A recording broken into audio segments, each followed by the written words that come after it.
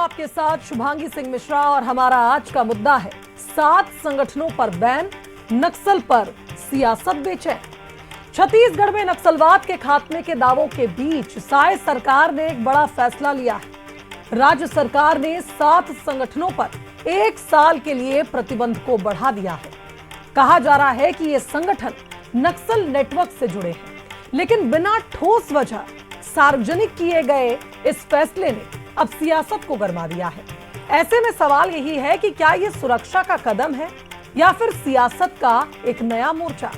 आज इसी पर करेंगे चर्चा, लेकिन उससे पहले देखिए ये स्पेशल रिपोर्ट। बस्तर, जहां एक ओर नक्सल मुक्त होने के दावे किए जा रहे हैं, वहीं दूसरी ओर 7 संगठनों पर बैन ने कई सवाल खड़े कर दिए हैं। छत्तीसगढ़ विशेष जन सुरक्षा अधिनियम 2005 के तहत इन संगठनों को विधि विरुद्ध घोषित किया गया है। बैन किए गए संगठन कम्युनिस्ट पार्टी ऑफ इंडिया, माओवादी, दंडकारण आदिवासी किसान मजदूर संघ, क्रांतिकारी आदिवासी महिला संघ, क्रांतिकारी आदिवासी बालक संघ, क्रांतिकारी किसान कमेटी, महिला मुक्ति मंच, जनताना सरकार।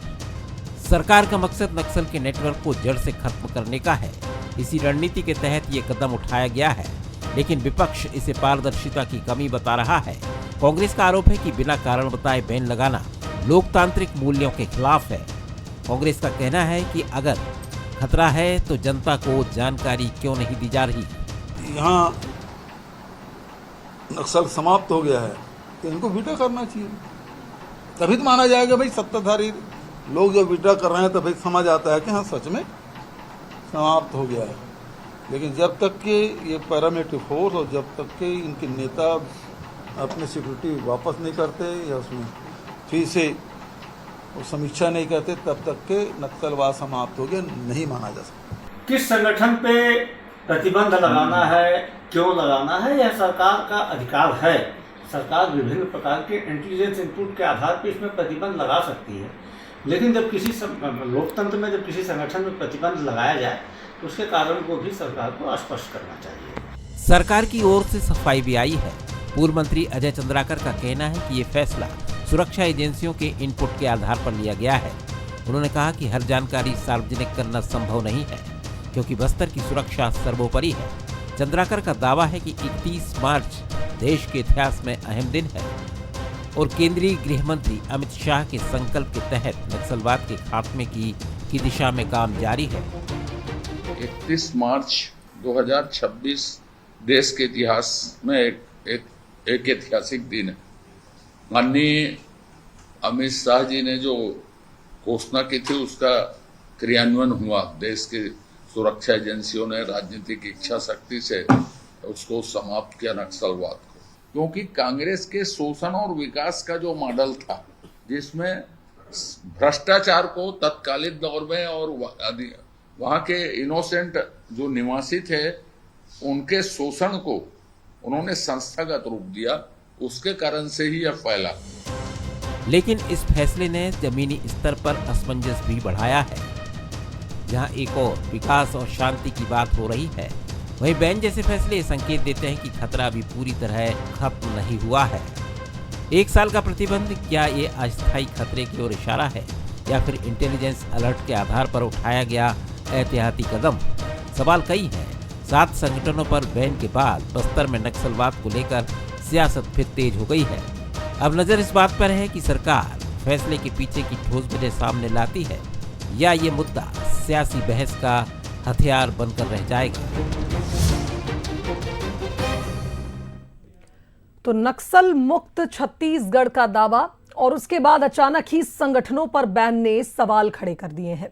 लेकिन बंसल न्यूज के भी कुछ सुलगते सवाल हैं। पहला सवाल तो यही कि यह फैसला इंटेलिजेंस इनपुट बेस्ड है या राजनीतिक दबाव में लिया गया। सवाल यह भी है कि बैन किए गए संगठन नक्सलियों से जुड़े हैं। अगर ये बात सच है तो सबूत क्यों सार्वजनिक नहीं किए जा रहे? और सवाल यह भी है कि नक्सल मुक्त बस्तर के दावे के बीच ये बैन आम लोगों में भरोसा बढ़ाएगा या उन्हें डराएगा?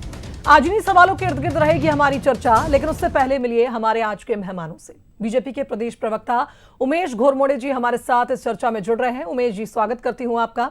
कांग्रेस के वरिष्ठ प्रवक्ता अभय नारायण राय जी हमारे साथ जुड़ रहे हैं। अभय जी, आपका भी स्वागत करती हूं। और वरिष्ठ पत्रकार के शर्मा जी हमारे साथ पैनल में मौजूद है। शर्मा जी, आपका भी स्वागत है। शर्मा जी, लगातार बात हो रही थी कि अब छत्तीसगढ़ नक्सल मुक्त हो गया है, बस्तर से लाल आतंक खत्म हो गया है और अब बात सिर्फ विकास की होगी। लेकिन इस बीच जब इन संगठनों की, जिन्हें कहा जाता है कि ये नक्सलों को या नक्सलियों को समर्थन देने वाले हैं, और जिस तरह से इनके नाम भी हमने पढ़े हैं कुछ उसी ओर इशारा करते हैं, ऐसे संगठनों को बैन करना, पहला इंपैक्ट इसका क्या माने आम जनता पर, जो अब सोच रही थी कि विकास की बात होगी? शुभांगी जी, अब तक यही बात कही जा रही है कि सशस्त्र नक्सलिज्म को समाप्त किया गया है। विचारधारा अभी तक जिंदा है। हर स्तर पर जब चर्चा करेंगे, या शहरी नक्सलाइट की बात करें या उस क्षेत्र में जो सक्रिय, जो कई बार सरकार की ओर से भी कहा जाता है, भले ही वो हथियार नहीं रखे हैं, गांव में के लोगों के बीच रह रहे हैं, इस तरह से भी बातें आती है, तो उन पर एक दबाव के रूप में भी कह सकते हैं। इनपुट की बात कहें तो एक बड़ी बात ये कह सकते हैं, क्या इनसे उस पैमाने में जनताना सरकार की बात आती है? जिन संगठनों के नाम देख रहे हैं, बालक संघ बनाते हैं, महिला संघ बनाते हैं, जनताना सरकार इनकी चलती है, और इन संगठनों में जितने भी नक्सलाइट आप बड़े लीडर का नाम लेंगे, वो ये बालक संघ से ही शुरू करके आगे बढ़ते गए हैं। ये इन संगठनों से जुड़े हुए ही लोग हैं। पहले जिस तरह से पीपुल्स वाल ग्रुप था, उसके बाद एमसीसी मार्क्सवादी कम्युनिस्ट पार्टी का, माओवाद कम्युनिस्ट पार्टी का था, ये फिर आगे बढ़ करके इनका जो सीपीआई माओवाद के रूप में ये एकजुट हुए, और उसके चलते हुए 2005 में इनको जन सुरक्षा अधिनियम लाया गया और 2006 अप्रैल से इन पर प्रतिबंध लगाया गया था। ये संगठन सभी नक्सली संगठन से ही जुड़े हुए लोग हैं, ये तो स्पष्ट है, वहां के लोग स्पष्ट रूप से हम सब जानते हैं। बात यहाँ पे आती है, इनपुट क्या है?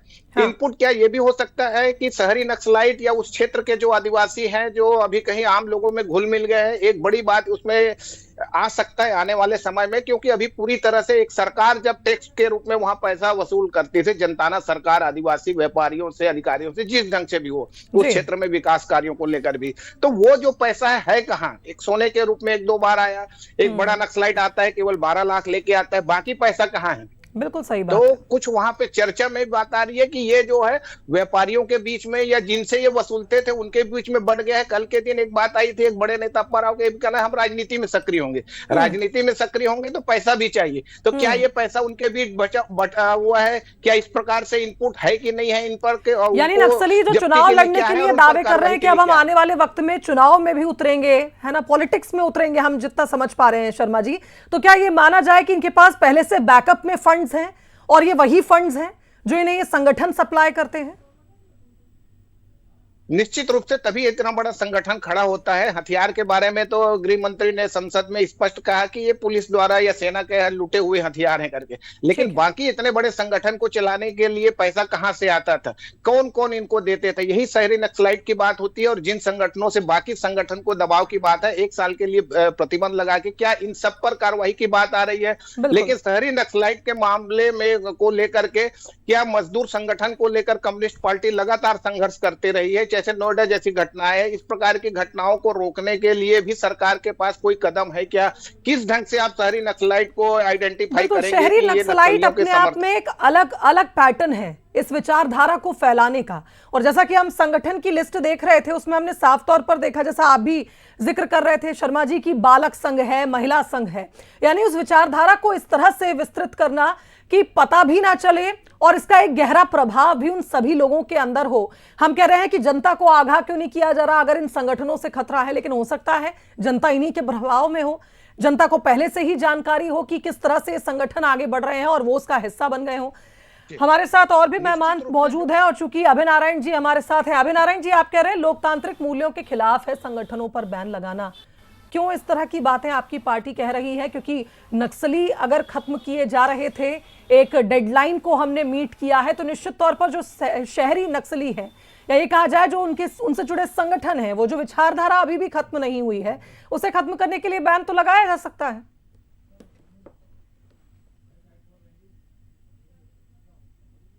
उसके सवाल उठाए हैं, उसमें एक सवाल आपने कहा है कि जिन संगठनों पर बैन किया गया उनकी जो कार्यप्रणाली सार्वजनिक किया जाए। ये जानने का अधिकार तो जनता को आज होना चाहिए कि अगर आपने पुनः 1 साल के लिए इनको बैन किया तो इनकी किन गतिविधियों के कारण आपने किया और ये कहाँ कहाँ लिप्त हैं, सरकार के विरोध में या जनता के विरोध में, जिससे सिद्ध होता है कि सरकार और जनता के विरोध में काम कर रहे हैं।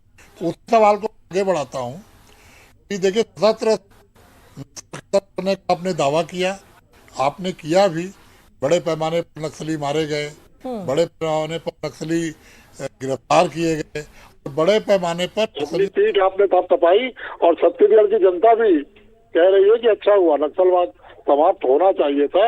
और इस डिबेट के माध्यम से मैं केंद्रीय गृह मंत्री के उस वक्तव्य का कि 31 मार्च को समाप्त हो जाएगा, तो उन्होंने अपने दावा को सफल करते हुए दिखाया।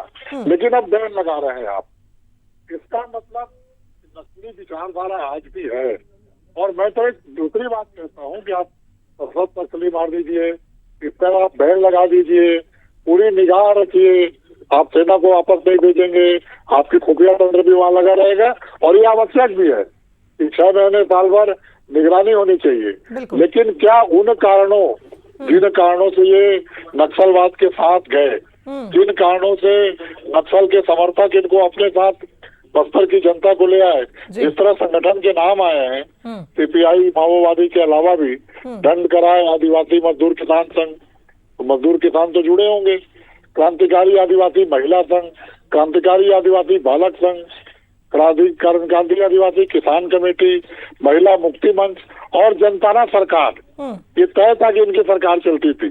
और 15 साल छत्तीसगढ़ बनने के बाद जब 15 साल रमन सिंह की सरकार रही, तो रमन सिंह जी के कार्यकाल में खूब नक्सलवादी फूले पले अपना विस्तार किए और ये कहा जाता था कि बस्तर में तो सरकार ही नहीं है, कलेक्टर का अपहरण होता था, जो हमारे कैंप थे उड़ाए जाते थे, 26-26 अभय जी, आप जो बता रहे हैं, ये जो परिस्थिति आप बता रहे हैं, या ये समझाने का प्रयास कर रहे हैं कि ये चीज समझनी चाहिए कि विचारधारा इतनी जल्दी खत्म नहीं होती, तो ये तो बीजेपी की ओर से भी लगातार कहा जा रहा है। मेरा ये सवाल है आपसे कि संगठनों पर अगर बैन लगता है तो इसमें आपको क्या गलत नजर आ रहा है, वो जरा बताइए, ताकि फिर उमेश जी से हम इसका जवाब ले सकें। देखिए, मेन जो उद्देश्य है कि भारतीय जनता पार्टी चाहे देश में हो चाहे प्रदेश में, अपने विचारधारा के खिलाफ रहने वाले विचारधारा को बर्दाश्त नहीं करती। अब यहाँ सवाल नक्सल विचारधारा का है, जिसको कोई बर्दाश्त नहीं करता। नक्सल विचारधारा में क्या खराबी है कि वो सशस्त्र क्रांति चाहते थे, वो शस्त्र उठाकर सत्ता पे कब्जा करना चाहते थे। और संविधान को मानने वाले, लोकतंत्र को मानने वाले कांग्रेस का हमेशा से ये मानना रहा कि कोई भी सशस्त्र क्रांति को हम समर्थन नहीं करेंगे। शस्त्र से फैसला नहीं होगा, फैसला तो जनता के वोट से होगा, जनता के विचार से होगा। तो विचारधारा से डरने की आवश्यकता नहीं है, विचारधारा को बेल लगाने की आवश्यकता नहीं है, विचारधारा को मुकाबला करने की आवश्यकता है। आप विकास काम चालू करिए, बस्तर राह देख रहा है। आपने जो दावा किया है 1 गांव को 1 करोड़ रुपया देंगे, विकास का 1 करोड़ रुपया से स्टार्ट करिए गाँव में। ये बहुत अच्छी बात है, मूलभूत सुविधाएं चालू करिए। बिल्कुल सही बात है। विचारधारा को आप ऐसे खत्म नहीं कर सकते या उसके खिलाफ जाकर। शिक्षा, स्वास्थ्य, बिल्कुल सही बात है, आपने विकास कार्यों की जरूरत है ताकि विचार अपने आप बदले। बिल्कुल बिल्कुल। उमेश जी मेरे साथ मौजूद है। उमेश, समाजवादी विचारधारा से तकलीफ है। बिल्कुल अभय जी, जवाब लेती हूँ अब मैं जवाब लेती हूँ उमेश जी से। उमेश जी, 2 बातें हैं। पहली बात तो ये कि अगर इन संगठनों पर बैन लगाया गया तो कुछ ना कुछ तो इनसे जुड़ा मिला होगा ऐसा, चाहे फिर आप कहें कि इनपुट्स के चलते या कुछ सुरक्षा मापदंडों के चलते आप उसे सार्वजनिक नहीं कर सकते। लेकिन सवाल यही है कि इन संगठनों पर अगर अचानक ही बैन की बात आती है तो निश्चित तौर पर सवाल खड़े होंगे कि आखिर क्यों।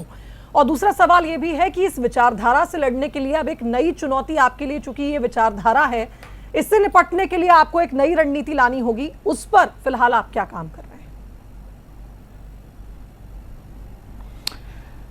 देखिए, सीपीआई माओवादी का विषय हो या अन्य संगठनों का विषय हो, छत्तीसगढ़ सरकार ने छत्तीसगढ़ विशेष सुरक्षा अधिनियम 2005 का प्रयोग करते हुए, जन सुरक्षा को ध्यान में रखते हुए और तमाम जो इंटेलिजेंस के इनपुट थे, जो सुरक्षा अधिकारियों के इनपुट थे, उसके आधार पर पुनः 1 वर्ष के लिए, मैं पुनः शब्द का प्रयोग कर रहा हूं, पुनः 1 वर्ष के लिए प्रतिबंध लगाने का काम किया है। और इस प्रकार का प्रतिबंध इस प्रकार के संगठनों के ऊपर कोई आज का विषय नहीं है या फिर छत्तीसगढ़ के लिए कोई नया विषय नहीं है। 2009 के पहले की बात अगर मैं करूं तो सीपीआई माओवादी के ऊपर अगर मैं बात करूं तो छत्तीसगढ़, आंध्र प्रदेश जैसे राज्यों ने प्रतिबंध लगाने का काम किया था और भारत के स्तर पर, केंद्र सरकार के स्तर पर 2009 में यूएपीए के तहत पूरे भारत में उस पर प्रतिबंध लगाने का काम हुआ था।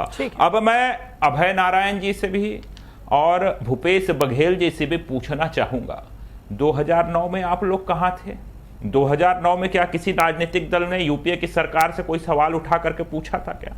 यहां पर देश हित का विषय है, देश की सुरक्षा का विषय है, देश में जो माओवादी तत्व है, जो संविधान को नहीं मानने वाले लोग हैं, जो संविधान के विरुद्ध चलते हैं, उससे देश को सुरक्षित करने के लिए समय समय पर जो देश के अंदर में, राज्य के अंदर में सरकारें रहती हैं, वो एहतियातन कदम उठाती हैं। और आज छत्तीसगढ़ के अंदर में ऐतिहासिक समय है।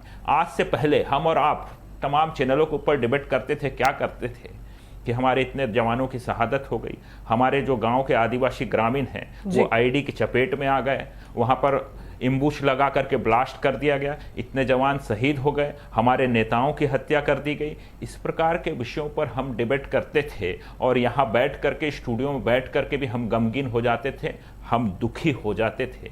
आज छत्तीसगढ़ में वीर जवानों ने वो अवसर दिया है कि आज छत्तीसगढ़ जो तय समय सीमा थी, जो राजनीतिक इच्छा शक्ति और जवानों के शौर्य और साहस के बूते तय लक्ष्य को पूरा करते हुए नक्सल मुक्त हुआ है। बात करते हैं विचारधारा की। आने वाले समय के अंदर में चाहे सशस्त्र नक्सल का विषय है, उसका अंत हुआ है, लेकिन विचारधारा को लेकर के हमको सजग रहना होगा। इस प्रकार की गतिविधि करने वाली विचारधाराओं को हमको किसी भी सूरत में पनपने नहीं देना होगा।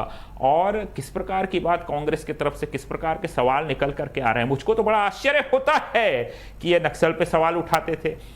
पहले जवानों और नक्सलियों के बीच में मुठभेड़ होता था, उस पर सवाल उठाते थे, कई इनके नेता उसको फर्जी बता देते थे। जब लक्ष्य पूरा हो गया तो आज इस प्रकार का सवाल लेकर के आए हैं। इनको तकलीफ किस बात की है? आज छत्तीसगढ़ की जनता देख रही है, देश की जनता देख रही है। आज जब 31 मार्च को नक्सल मुक्त के ऊपर हम खुला डिबेट करते हैं, खुला चर्चा करते हैं, तो इस देश के अंदर में नक्सलवाद को फलने फूलने देने का काम किसने किया? जी, सवाल इसलिए भी करते होनी हैं चाहिए। क्योंकि कांग्रेस की सरकार इस देश के अंदर में सर्वाधिक समय तक रही, उस वक्त कैसे इस देश के अंदर में नक्सलवाद पनपा, इस पर भी चर्चा होनी चाहिए। जो बड़ी सफलता 31 मार्च 2026 को मिली है, उमेश जी, चाहते हैं देश की जनता। बिल्कुल जो एक बड़ी उपलब्धि मिली है 31 मार्च 2026 को, एक इतिहास बना है उस तारीख को, और निश्चित तौर पर इस बात से हम सभी अवगत भी हैं और हम सभी गर्व से ये बात कहते हैं कि नक्सल मुक्त छत्तीसगढ़ का सपना निश्चित तौर पर एक बहुत चुनौतीपूर्ण रहा। ये पूरी यात्रा रही, जिस तरह से लगातार नक्सलियों से दो हाथ होते रहे जवान, तमाम तरह की चीजें होती रही। छत्तीसगढ़ को हमेशा से लाल आतंक के नाम से जाना जाने लगा, फिर धीरे धीरे इस विचारधारा को नष्ट करने के प्रयास किए गए और निश्चित तौर पर एक बड़ी सफलता मिली। शायद सवाल इसलिए भी उमेश जी हो रहा है, वजह यह है कि 31 मार्च 2026 डेडलाइन थी नक्सल मुक्ति की, और यही वजह है कि जब अचानक से नक्सल संगठनों को, या ये कहा जाए कि नक्सलियों के समर्थन वाले संगठनों को बैन किया गया, तो सवाल यही उठा कि क्या अभी भी कुछ गड़बड़ है, क्या अभी डरने की आवश्यकता है? सवाल इसलिए उठे बस।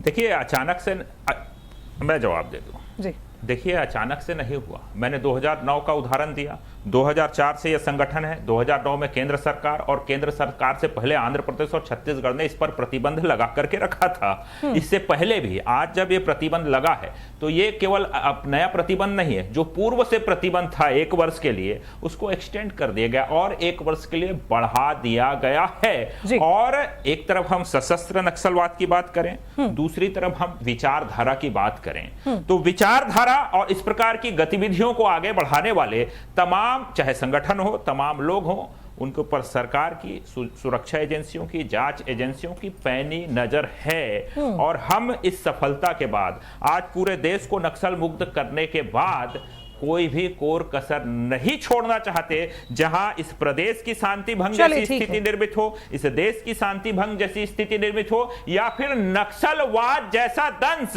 दोबारा किसी भी सूरत में, किसी भी रूप में दोबारा से बिल्कुल सर सही उठाने बात का है। प्रयास ये करे। ऐसा दंश इसलिए है। एजेंसियां सजग है, सरकार पूरी चौकन्नेपन से निर्णय ले रही है। इसमें मुझको नहीं लगता कि प्रदेश की जनता को, देश की जनता को कहीं कोई आपत्ति होगी, केवल कांग्रेस के नेताओं को आपत्ति है। अब यह रिश्ता क्या कहलाता है, इसका जवाब कांग्रेस को नेताओं को देना होगा कि ये किसके तरफ खड़े हुए हैं। ये देश के साथ खड़े हुए हैं, छत्तीसगढ़ के साथ खड़े हुए हैं, छत्तीसगढ़ के स्वर्णिम आने वाले कल के साथ खड़े हुए हैं, छत्तीसगढ़ के विकास की ओर देख रहे हैं कि इस प्रकार की मेरे पास समय की कमी हो जाएगी, फिर उमेश जी इतिहास रहा है। कभी चलिए सेना पर जवाब सवाल ले लेते हैं, उठाते ये रहे रिश्ता क्या कभी कहलाता तमाम है। विषयों पर सवाल उठाते रहे हैं, आज ये एजेंसियों के इनपुट पर सवाल उठा रहे हैं। जी जी जी जी, चलिए मैं सवाल का जवाब ले लूं। अभय जी भाषण देना बताएं। है क्या आज?